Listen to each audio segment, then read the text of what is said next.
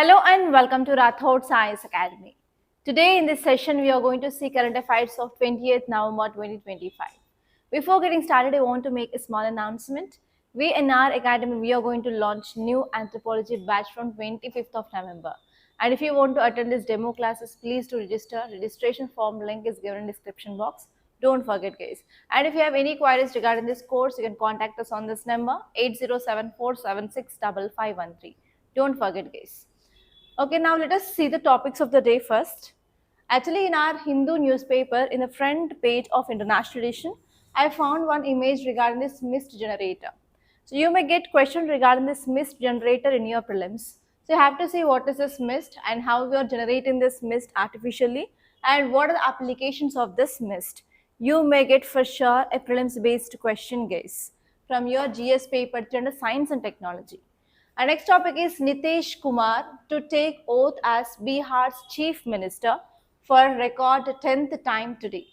This article is talking about oath of Chief Minister, and that topic is there directly in your polity from state legislature point of view. So this topic is important from your GS paper to under polity. Our next topic is Supreme Court strikes down the provisions of Tribunal Reforms Act, tells government to set up a panel.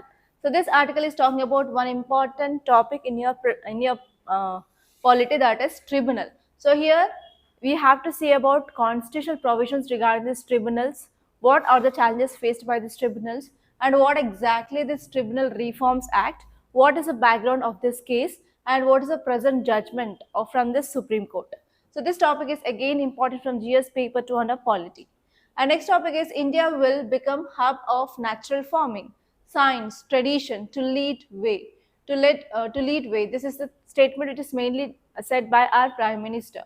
So here you have to see what is this natural farming, and you have to see why our Prime Minister made this statement and what are the advantages of this natural farming.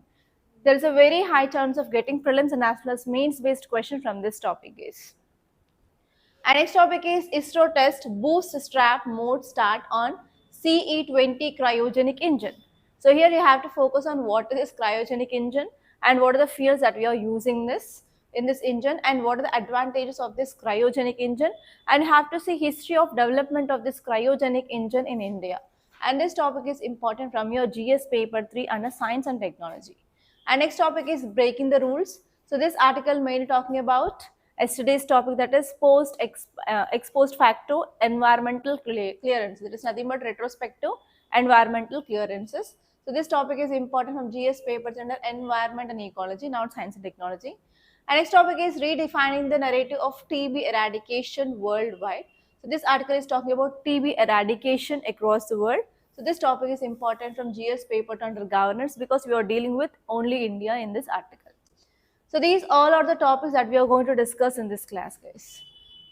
Okay, now see this image. What can you see in this image? So there is one vehicle which is carrying certain equipment and that is converting something, that is causing something, right? So here if you see what is written under this image is mist generators being used to fight air pollution in New Delhi.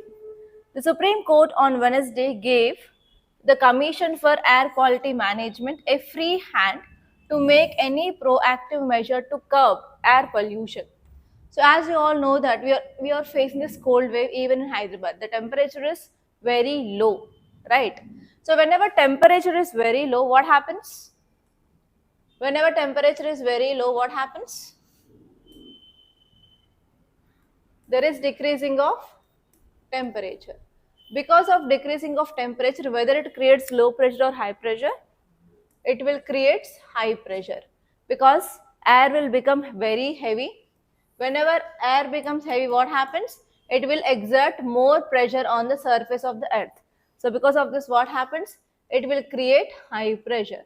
That means mostly air will be suspended, mostly whatever the dust, whatever the particles which are there in our atmosphere will be present at the lower levels itself.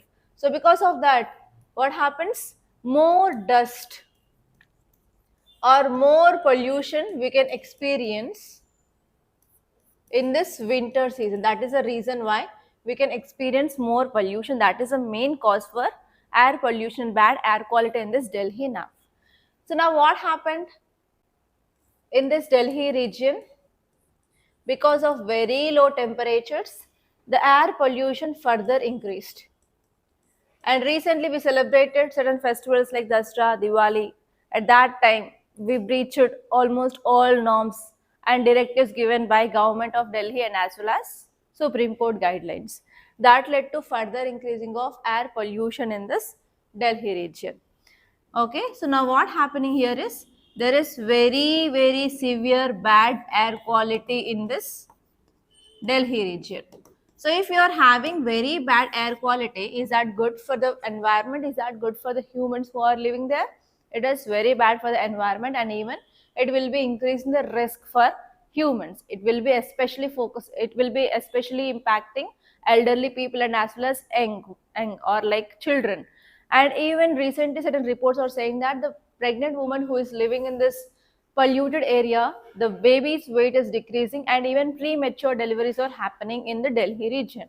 So because of all these things, now it is responsibility of government and even judiciary will intervene to maintain good air quality in this Delhi. So now Supreme Court intervened and Supreme Court asked this CAQM. What is the full form of the CAQM? Commission for Air Quality Management in this Delhi, that whatever the action you can take that action. But finally, the ultimate goal is you have to control air quality in this Delhi. So that is the thing which is happening in this Delhi.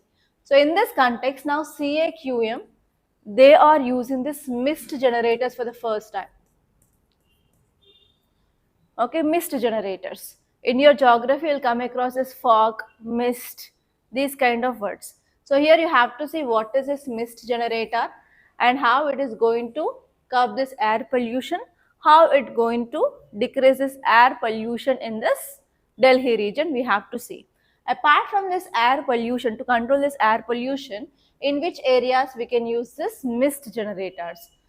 Okay, you will be getting question in this format like consider the following statements regarding this mist generators, and they'll give you 2 to 3 statements regarding how it can be produced. Or sometimes UPSC can be asking question, will be asking question on this applications also.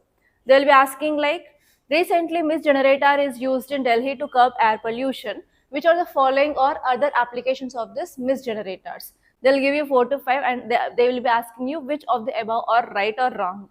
So in that way, you will be getting questions in your prelims case and you should be ready to answer whatever the question may be from that so and so topic.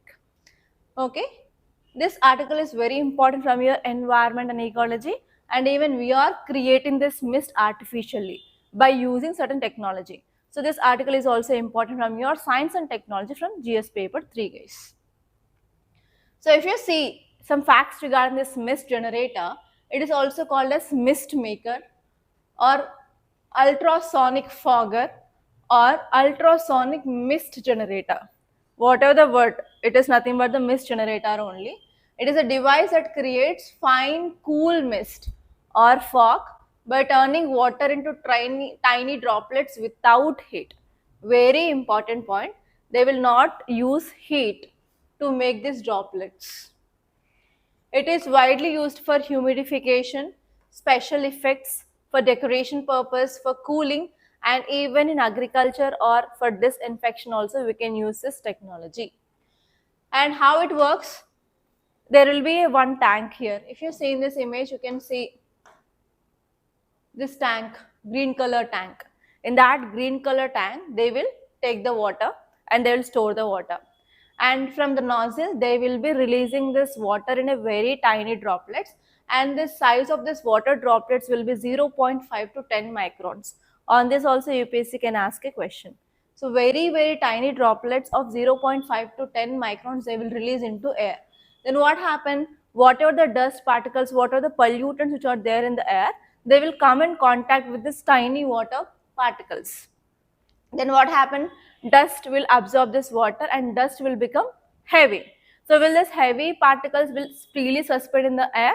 No, they will come down and they will settle on this ground so that we can go for cleaning of the dust guys. So in this way, we are going to control air quality in this Delhi by using this mist generators. Clear? So this machine or this equipment will be releasing water in a very small tiny particles, and this dust which is present in the air will be coming in contact with this tiny water particles, and they will become heavy and they will be settled down. So that what happens, we are going to clear air. If you say about the applications of this mist generator, now we are using in this Delhi to control air pollution. Apart from that, we can use even in water reservoir, and we can use especially for high frequency oscillation, and even for droplet formation, and even if you want to create any visible fog effects for decoration for wedding shoots or pre-wedding shoots or anything, we can use this technology, guys. Okay, now let us see the next article. See the title. Nitish Kumar to take oath as Bihar's chief minister for record 10th time today. So especially you have to see about constitutional provisions regarding this chief minister, and you have to see what is the eligibility criteria to become a chief minister, and what is the process of election, and next you have to see about oath, and next you have to see about what are the powers and responsibilities of a chief minister, and what is his role with this governor of the state. All these areas that you have to see. And this year elections done in this Bihar, right? Recent elections results came out. So here you have to know clearly about the state legislature, guys. There is a very high chance of getting question regarding this state legislature. And always elections is one important and favorite area of UPSC. You will be getting even question regarding Election Commission of India, and as well as State Election Commission also. Because recently in this Telangana state, local bodies election got been stayed because of this reservation for BCs, right? So because of this, you have to know about even state election commissioners as well. You have to see both Election Commission of India and as well as state election commissions. And even Maharashtra government is also going to have local board elections that we saw, right? So recently Supreme Court gave advices to conduct elections for these local bodies even in Maharashtra. So there is a very high chance of getting questions regarding these elections in 2026 prelims, guys. You have to clearly focus on all the questions which had been asked in your PYQs of polity related to these elections and state legislature, and as well as local body elections. Okay. So now let us see this article, and this topic is entirely important from your GS paper 2 under polity. If you are talking about the constitutional provisions regarding this chief minister, which article talks about this chief minister in India? Article 164. Article 164 says that chief minister is appointed by the governor. But one important fact that you have to remember clearly is our constitution is not providing or prescribing any detailed procedure regarding this appointment. Only we have one article, Article 164 says that chief minister can be appointed by whom? The governor only. But nowhere it is written like what is the process of appointment, anything. So here UPSC can trap the students like Constitution in this Article 164 detailedly described about the appointment process. Then that statement will be a completely wrong statement. So in this way, you have to clearly read the statements, and you have to be like very active while you are reading the statements of this polity. Polity will get direct questions, but in this way only you will be getting confused in the examination hall. Okay. And next, if you see about this oath, after once elections done, whenever they decide that this person is going to become a chief minister, so now the oath process will happen. And in this oath, there will be two types of oath will be administered to chief minister. One is oath of office, next one is oath of secrecy. Before entering to the office, governor will administer two oaths, oath of office and oath of secrecy, to this chief minister. What is this oath of office? This is chief minister swears that I bear true faith and allegiance to Constitution of India, and I will uphold the sovereignty and integrity of India, and to faithfully and conscientiously discharge the duties of his or her office, and to do all the manner of people, or to do right to all manner of the people in accordance with the Constitution and according to the law, without any fear or favor or affection or ill will. That is the oath of office. I will be following only constitution. What are the actions that I'll do? That will be based on the betterment of people, and I will always focus on sovereignty and integrity of India. So this is about his office. And what is the secrecy? Secrecy is nothing but now Chief Minister will swear that directly or indirectly I will not communicate to any person to reveal the secrets of the states and as well as secrets of India. That means he should not give the secrets which will be threat to integrity, sovereignty, security of our country, guys. And yeah, that is the thing. And see this next article. Supreme Court strikes down the provisions of Tribunal Reforms Act, tells government to set up panel. So to understand this, we have to go back to 2017, guys. So this is not the present article. So this is like contemporary topic. So if you want to understand, if you are reading for the first time as a beginner, you won't understand this article. First of all, let us see from the basic onwards. So what is the keyword? Keyword is Tribunals Reform Act. If you read this title, what it says, Supreme Court strikes down the provisions of this Tribunals Reform Act. That means Supreme Court said that it is not right. It strike down this Tribunal Reform Act. That means first of all you have to know what is the meaning of a tribunal. Yes, and you have to see what are the articles in our constitution talks about this tribunals. There are two articles only which talks about this tribunals. And next you have to see what are the functions of these tribunals, right? And next you have to see about what is this Tribunals Reform Act is about and what are the provisions. Okay, and next you have to see which provisions are challenged in Supreme Court and why. Yes, and after that you have to see what is the present judgment. If you know this in this order, then only you can understand this article. If you blindly read what is there in this article, you will not understand what is this. Okay, that means if you want to understand this article, you need to know certain basics regarding this tribunal. So where you can get information of this tribunal? If you open your Lakshmikant book of GS2 like polity, you will be having a separate chapter regarding this tribunal. Okay, to make you understand simply, if there is any dispute, if there is any case filed, where we go to resolve that case or where we'll be getting judgment, normally we'll go to courts. Okay, in the courts we have different types of court systems in India. Topmost court is Supreme Court, topmost court in state is High Court, next one is district courts or subordinate courts. Will you go directly to Supreme Court? Will you go High Court? So first what happened? We'll go to this district courts. So based on the case, if your case is civil case, then you'll go to civil court. If your case is criminal court, criminal case, you'll go to criminal court, right? So that is a basic thing. But what has happened recently, we discussed one article regarding this district courts or subordinate courts, that is, there is increasing of pendency of cases.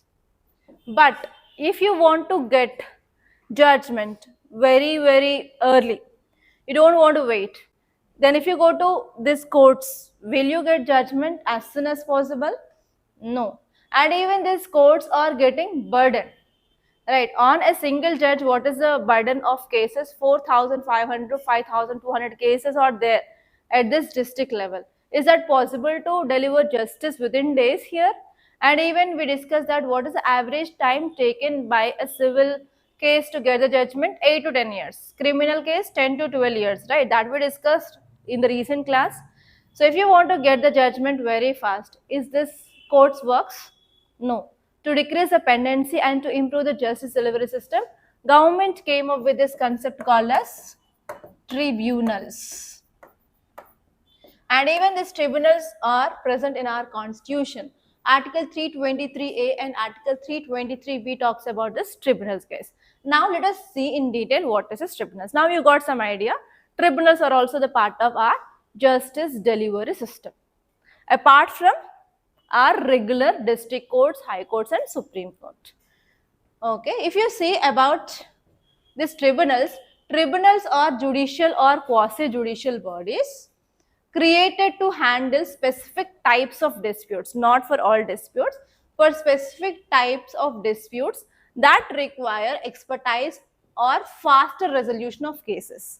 The important goal of this tribunal, it is to reduce burden on our regular courts. Why and how? We are going to bring some expertise in this fields, and especially related to taxation, administration, corporate law, whoever the experts are there, we are bringing them and we are forming a group. And if you have any issues regarding this taxation, corporate law or administration, you will come and you will clear your disputes there. That is called as tribunal. And in our constitution, Article 323A and Article 323B talks about this. But what is the difference between these two articles? There is a small difference. Article 323A allows Parliament to create administrative tribunals for public service matters. For example, you are a government servant, you are a civil servant. If you have any issue with administration, if you go to courts, will you get judgment within your tenure? Normally, IS or IPS officer will be working in a district for not more than 4 to 5 years. So if you go to court, district court, and if you file a case, will you get retirement ayin tarvata kuda it will not come, right? So for that kind of resolution of issues, they came up with this kind of tribunals case. That is about Article 323A. It is about for public service matters. And Article 323B allows the parliaments and state legislatures to create tribunals on subjects like taxation, land reforms, and labor case. It is allowing both state and parliament. Here it is allowing only parliament. Okay, so this is the difference between this 323A and 323B. Okay, now if you see about this issue, in 2021, government came up with this Tribunals Reform Act, and this act mainly challenged by Madras Bar Association. For what? This act is violating judicial independence and separation of powers. Do you know the separation of powers concept? Have you heard about this? So what is the separation of powers? So we have three important organs of the state. What are they? We have executive, we have legislature, and we have judiciary. So what is the work of executive? To implement the laws. Who will be making the laws? Legislature will make the laws. And what is the work of judiciary? They have to interpret the laws, whether the laws are according to the constitution or not. If yes, it's okay. If it is not, means they have to strike down that, right? So actually now tribunals comes under which part here? Judiciary. But what is happening here is executive and legislature, they are increasing their power in these tribunals related to appointment of members. So if we want to make a tribunal, we have to appoint this group of expertise, right? Now who will appoint them? Obviously, legislature and executive both are involving in that appointment process. So because of this, we are not maintaining proper separation of powers. There is increased influence of this legislature in appointment process. That is the thing which mainly challenged by Madras Associate. Okay, Madras Bar Association guys. And if you see here, this case mainly says that tribunals which handle the specialized areas like taxation, corporate law, administration have been affected nationwide by ongoing cases. Across the country, there is increasing of cases regarding taxation because of this GST litigations, yes, and even corporate law. As you all know that many MNCs are coming and establishing their companies. So because of this, what is happening? Violation of exploitation of labor, violation of laws, and they are not paying taxes on time. So sometimes they are going for tax avoidance, tax evasion. Because of that, even regarding this corporate law also, there are increasing of cases. And this one is administration point of view also. You know about administration. How many increased litigations are happening against government. Okay, so this Madras Bar Association argued that this act reintroduced some provisions. What are the provisions is? The members who are appointed under this tribunal, they will be having only 4 years of tenure. And next one is the minimum appointment age is 50 years. Actually, these are the provisions already stuck down by the Supreme Court. But even though they came up with introduction of the same things, guys. So what happened in this 21 is actually this act was brought up by the government on ordinance. What is ordinance? What is ordinance making power? Do you know this ordinance? What is ordinance? Okay, so ordinance is talked under two articles in our constitution, Article 123 and Article 213. So actually what is ordinance is, if you want to make any bill to an act, it should pass in the both houses of parliament, and next one is president has to give assent. So whenever president gives assent and whenever that bill is passed in the both the houses, then that bill will become an act. Yes or no? But what happens if there is any public importance, if there is any urgency, but these houses are not in session, then what will happen here is president will pass ordinance and that will become an act.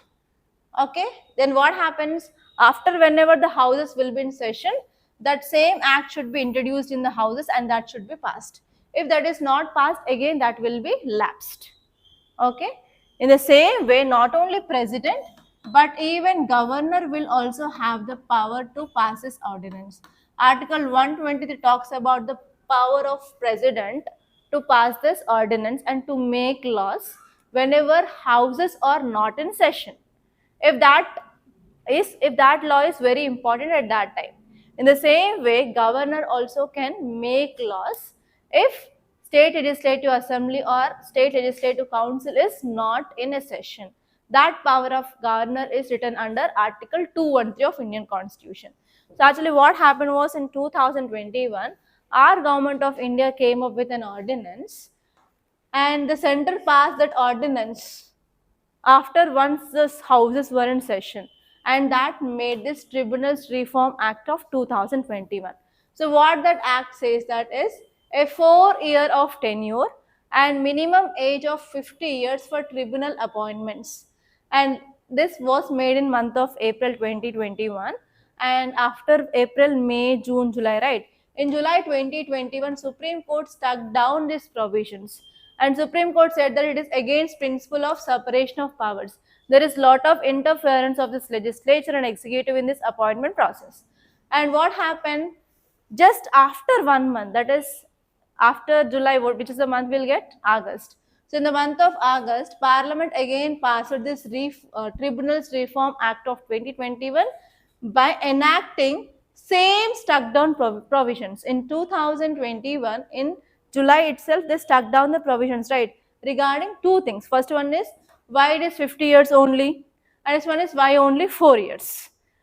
Again, it formed the same law with same provisions again in this 2021 month of August, guys. So because of this, again, now there is a clash between judiciary and as well as executive, and now it is directly challenging judicial authority. Again, this case was filed by this Madras Bar Association once again, and now today we got this final judgment of this case. And what is the final judgment? Supreme Court directly strike down this entire Tribunals Reform Act. Okay. Yes, here there is a very high chance of getting questioned regarding tribunals case. You have to see what are these tribunals, what are the articles, and what are the functions of these tribunals. Who are the members and what is the tenure. Okay, that is the thing that you have to see. And now let us see the next article. Title says India will become hub of natural farming. Science tradition to lead way, says Prime Minister. So what is the keyword? Keyword is natural farming. So where you will be studying about this farming topic or agriculture in your syllabus? You will be studying in GS paper 1 under geography. Apart from that, GS paper 3 in economy also will be studying about this agriculture, because it is a primary sector of our economy. And next, even in science and technology also you will be studying about biotechnology, where you can study about using of gene therapy for increasing of food production. So in all these 3 subjects you will be studying about this, right? Okay, now tell me guys, what is the meaning of natural farming? Natural means without using any chemicals, whatever the products that we can get naturally, we can use that and we can increase the production, or we are doing this agriculture. So can anyone tell me what are the examples of naturally available materials that we will use in this natural farming? Yes, cow dung. That is natural fertilizer. Next. Will we use any chemicals like pesticides or herbicides? Instead of that, what we'll use now? Ash. And do you know about this neem oil? So neem oil is a naturally available product that is having fungicide properties, insecticide and herbicide properties, right? Yes, neem urea is again synthetic one. Neem coated is the traditional plus like chemical that we are using that will not come under exactly burning.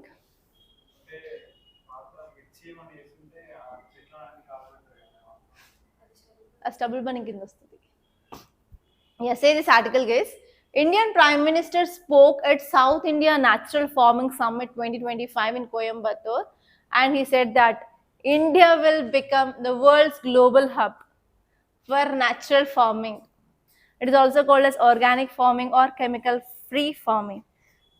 Okay, now tell me honestly, will we going to achieve that? Will India will become world's global hub for natural farming? So actually there is a myth in our farmers. If you are using more urea, more pesticide, more herbicide, more crop, more production. So will they focus on natural farming? Will they go for traditional farming? Okay, now let us see why the statement given by this Prime Minister. First of all, let us see what this natural farming is about. Natural farming is nothing but we are using no synthetic chemicals, pesticides or fertilizers. Instead, we completely rely on naturally available products like cow dung, plant extracts and crop rotation. In traditional method also, have you heard about this product? Panchagavya. Panchagavya is nothing but the 5 products that will come from this cow, we will be using them. So the same way, in ancient time onwards, India is famous for this natural farming.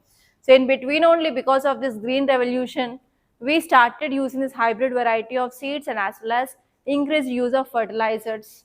And later on what is happening because of climate change, new diseases are coming. And because of that, farmers are using extra or more pesticides and herbicides. Okay, and why our Prime Minister gave this statement? What is substantiation? You have to learn these points, guys. How India will become the hub? The first one is Government of India came up with one mission called as National Mission on Natural Farming, which has launched in year 2024, guys. So we have even one mission for natural farming, and already it is covering lakhs of farmers, and they are getting certain support under PM Kisan. Do you know this PM Kisan scheme? So government will be providing 6,000 rupees per acre only, right? 6,000 rupees per acre or a farmer? Check once. For farmer only, right? And how many times they will be getting 2 installments. So here 2 or 3 installments. PM Kisan 2000, 2000, 2000. Okay, check once with this PM Kisan scheme. Our Prime Minister said that lakhs of people are getting so much amount of money, that is 6,000 rupees, which that our farmers are going with this organic farming. And next one here is science plus tradition. We are using traditional knowledge of multi-crop farming, especially in this Kerala, Karnataka hills. Along with that, farmers are using scientific research methods. And now universities and scientists, they are treating farms as live labs for testing. So we are going for science plus testing, so that we are going to improve advancements in this farming. And next one is modern youth. Educated young people, they are joining the farming with technologies like apps for markets, promoting one area, one season, natural farming to start small. So even the goods which are produced or the products which are produced with this organic farming, they will be having high market demand, right? So have you seen this Varadi farms, Vamshi farms? They are very famous in this Telangana states, right? So I don't know whether they are completely organic or not, but they will promote by saying that organic, natural, organic, whatever it may be. Okay, so they are having good demand. And next one is there are support systems also in our country. For example, 10,000 plus farmer producer organizations, they are forming the clusters and they are handling clean packaging and selling of online natural products through this e-nam portal. And they're also integrating millets for global exports. And not only that, if you compare North and South India, especially states like Tamil Nadu, Kerala, etc., they are acting as living universities of agriculture. And around 35 hectares of land already came under this natural farming in the South India. So because of all these points, our Prime Minister said that we are going to lead natural farming hub in the world. So you have to think yourself and you have to come up with your own perspective. I don't want to involve here. Okay, now let us see the advantages of this natural farming. What are the advantages? First one is we can focus on improving of soil fertility, because whatever the chemicals that we use, that led to the soil infertility. Now we can go for again restoring of the fertility. And if you are using this cow dung as manure or like poultry manure, that will be helpful for maintaining of proper moisture, and even it will help to fight against this climate change as well. And this one here is now farmers need not to buy this fertilizers, pesticides, herbicides, so that what happens, the input cost for the farmers will be obviously reduced now. And even we can produce chemical free food. So what happens, obviously we can improve health of the people together, and it will create rural jobs in farming tech sector, and especially youth can also integrate their knowledge in technology so that they can go for marketing on online apps, online websites, etc. And next one here is it will also reduce pollution in our environment, and even it will be helpful for improving of biodiversity. And we can save water, and as well as it will be also helpful to fight against droughts in India. And obviously it will be helpful for maintaining of food security and as well as health of the people. And see this article guys, ISRO test boost strap mode start on CE-20 cryogenic engine. Okay, so this article is talking about one important keyword, that is cryogenic engine. Okay, everyone knows how to ride a bike here, right? Minimum basic thing. So if you want to run a bike or any car or any vehicle, for example, what we need? We need fuel. So which fuel that we will use in our vehicles normally? Petrol, diesel. Petrol, diesel are commonly used fuels in our vehicle. So for that, if you use this petrol or diesel in your vehicle, it will be having a special engine. So based on that, that petrol and diesel will be burned in the engine, and that engine will be providing energy to your bike to move forward, right? In the same way, if you want to launch these rockets into the space, we need to use this fuel, right? So here we can use three types of fuels in rockets. First one is solid propellant. We can use solid fuel. Second one is we can use liquid fuel. And third one is cryogenic. So we can use three types of fuels we have: solid propellant, liquid propellant, and cryogenic fuel. Okay. And everyone, do you know on which principle this rocket works on? Have you heard about Newton's principles? Newton gave three principles. On this third principles of Newton, this rocket works. What is the third principle? Every action has equal and opposite reaction. On this principle only this rocket works, right? So what happens, whatever the fuel we are using, either it is solid propellant or liquid propellant or cryogenic propellant, that has to burn in the engine, and that has to give energy, so that what happens, the fire will be coming from the nozzles, and because of that fire, what happens, it will move upwards. So with how much force it will be hitting the ground, with that force this rocket will be moving upwards. That is called as this Newton third principle, right? Every action has equal and opposite reaction. Remember this case. Okay. So when we started this development of rockets in our country, who is the missile man of India? APJ Abdul Kalam. At that time onwards, we started making of this missiles and as well as rockets development at the full level started at that time. First, they used solid propellants. Next one is they used liquid propellants. So by India came up with this development of the solid and liquid propellants across the world, different countries, they developed this third stage. Third stage is cryogenic. At that time during 1990s, India asked this technology, how you are making this cryogenic rocket engines, please tell me. Russia rejected it. Russia didn't give the technology. So at that time, India focused that we should not ask anyone and we have to alone develop that technology. And finally, we developed this cryogenic technology. Now, what is this cryogenic technology is very simple. So we will be using liquid hydrogen and liquid oxygen. Why we have to use liquid oxygen? If you want to burn anything, which gas will support burning?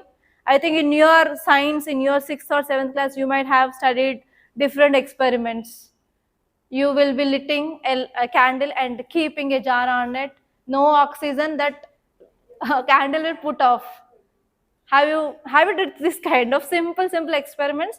Again, the same technique used here. So which gas is required for the burning of fuel? Oxygen. So for that, here we will be using liquid oxygen as an oxidizer, which will be supplying oxygen for the burning of the fuel. And what is the fuel we will use here? Liquid hydrogen. Liquid hydrogen we will use, and we will use liquid oxygen. And now what is the meaning of cryogenic is nothing but we are storing that fuel at a very low temperature. Okay, at a very low temperature we will be storing that fuel. And what we'll do, so temperature is very low. Can it burn it at a very low temperature? We need more temperature to burn that, right? So now what happens, whenever we are storing this fuel at a very low temperature, now we will burn at 3000 degrees centigrade in the rocket.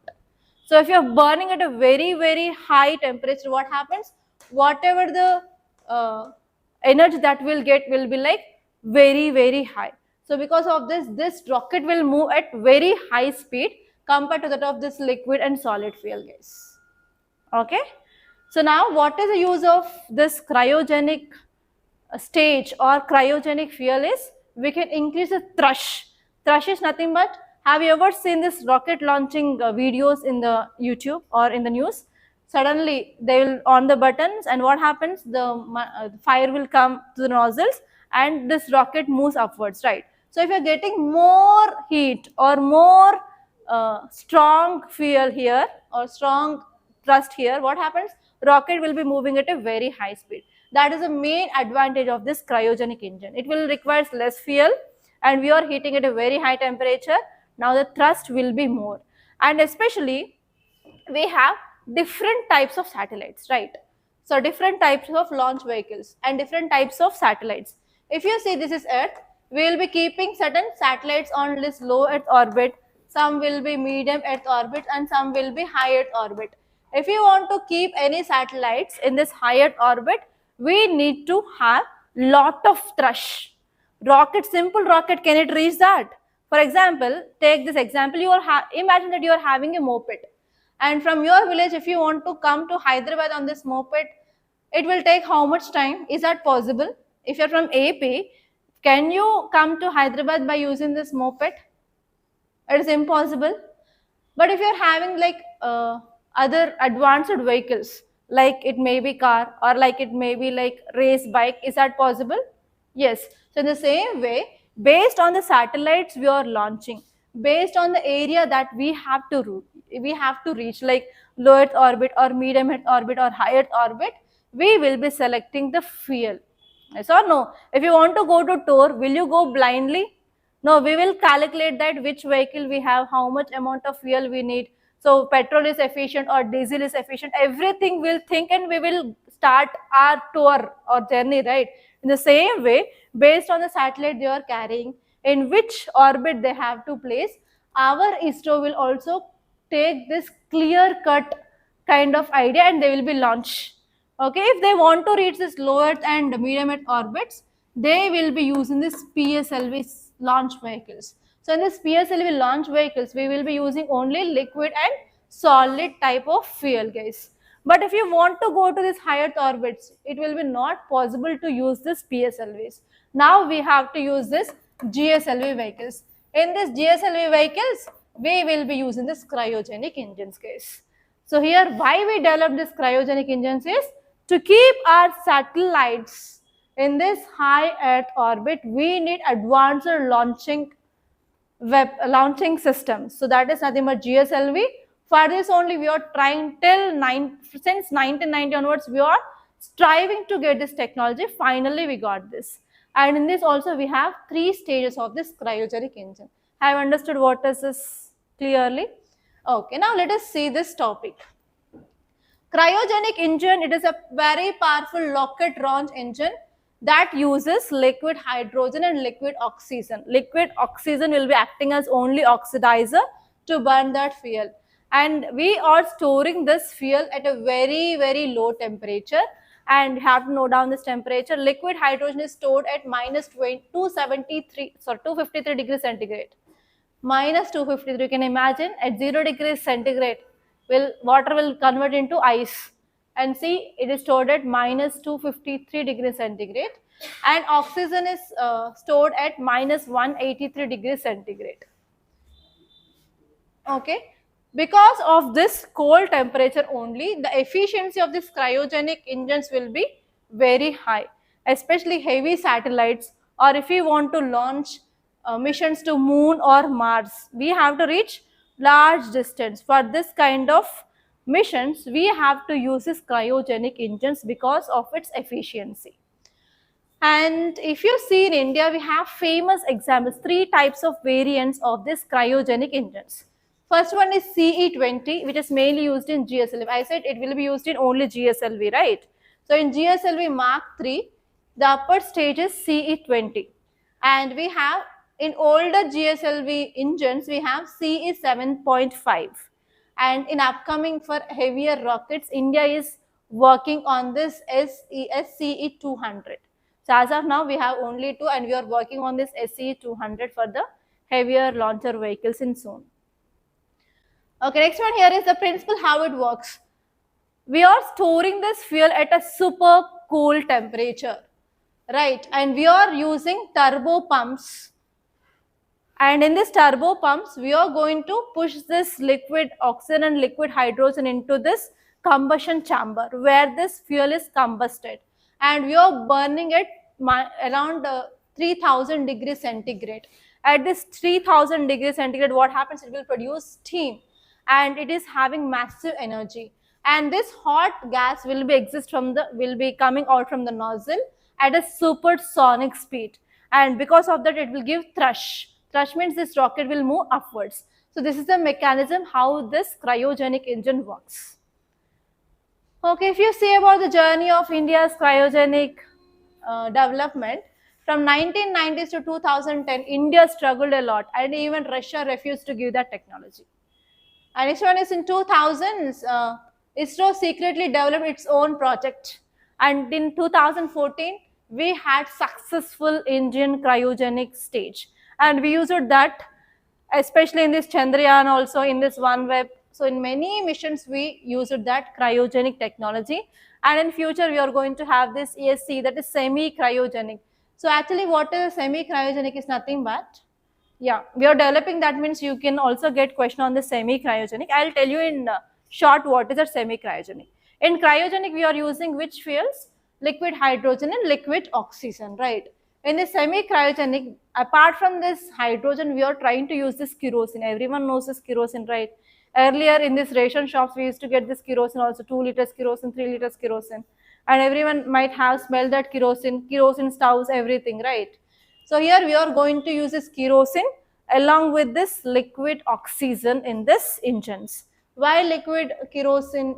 Why we are using this kerosene is, if you see the temperature at which we are storing this hydrogen and oxygen is different, and hydrogen needs more extreme cold temperature. That means we have to invest a lot in maintaining of that temperature, right? Yes or no? If you take the different types of refrigerators, if you are offering this defreeze, then what happens? The current bill will be less. Do you know this? If you are owning, that means the amount of energy or current or electricity will be consumed will be more. So if you want to decrease the temperature further, obviously it will take more energy. That what is happening here is, if you are using this liquid hydrogen, the cost of the mission will be increased drastically. And if you see this kerosene, it don't need like that much low temperature to store in this cryogenic engine. So we can maintain less temperature with this kerosene with a very less cost. And even kerosene is more efficient compared to that of this hydrogen. So because of this, we are trying to have this semi-cryogenic engine in soon. It is the combination of kerosene plus oxygen, guys, and we can use it for heavier rockets, and we are going to come up with that soon, and the trials are going on. And there are two articles, guys. First article is, it is about post facto clearance or retrospective clearance. I detailedly discussed about this clearance, what is that, what is Supreme Court judgment, why it overturned its earlier judgment, what is that case, everything. Just refer our yesterday's class. And next one here is redefining the narrative of TB eradication worldwide. So recently WHO came up with the report, right? And WHO said that 27% of declining of cases. But even though India stands in the top places, so what things that we have to take? And we discussed about this Nikshay Mitra or Nikshay portion, and even we discussed about Pradhan Mantri TB Mukt Abhiyan. So just see those things, guys. And if you are from engineering background or if you are from medical background, so think about what can be done further so that we can achieve our target of elimination of TB by 2035 in India, guys. That's it, nothing more than this. So these are the important topics that appeared in our today's in the newspaper. By this I'm concluding. Thank you so much, guys. And before ending up, I want to show the prelims practice questions. Yeah, 1 minute, guys, I forgot this. So from today onwards, I'll be giving you 2 prelims practice questions at the end of the class. Please try to answer them and give your answer in the comment box, online students, don't forget. So first question is about, consider the following statements about ultrasonic mist generators. They work on the principles of piezoelectric transduction. And this one is, they produce warm mist by boiling water. The average droplet size is usually less than 10 microns. I said they may ask question on microns, they may ask about boiling water or not, and which technology they are using. You have to identify which of the above statements are correct. And next one is, with reference to administrative tribunals in India, consider the following statements. They had been established under Article 323A of Constitution. Administrative Tribunals Act 1985 provides for establishment of central administrative tribunals and state administrative tribunals. Decisions of CAT, that is Central Administrative Tribunal, can be challenged directly in Supreme Court. So if you read your Lakshmikant book, you will be getting each and every details of this points, statements, guys. So please let me know the answers for these questions. Thank you so much, guys. I'm concluding. And if you like this class, please do hit the like button. And if you have any other suggestions, please do give that suggestion in the comment box, guys. And I'm thinking to come up with a PPT format from tomorrow's class. So please let me know whether it will work or not, whether should I continue in this whiteboard format or not, okay? And please do follow us on our Telegram channel and as well as Instagram page, where you will be getting prelims question with answer, mains question with model answer, and also current affairs in short, guys. All those links are given in description box. And if you want to attend this demo classes for this anthropology classes, which is going to be started from 25th of November, please do fill the registration form. Link is given in description box.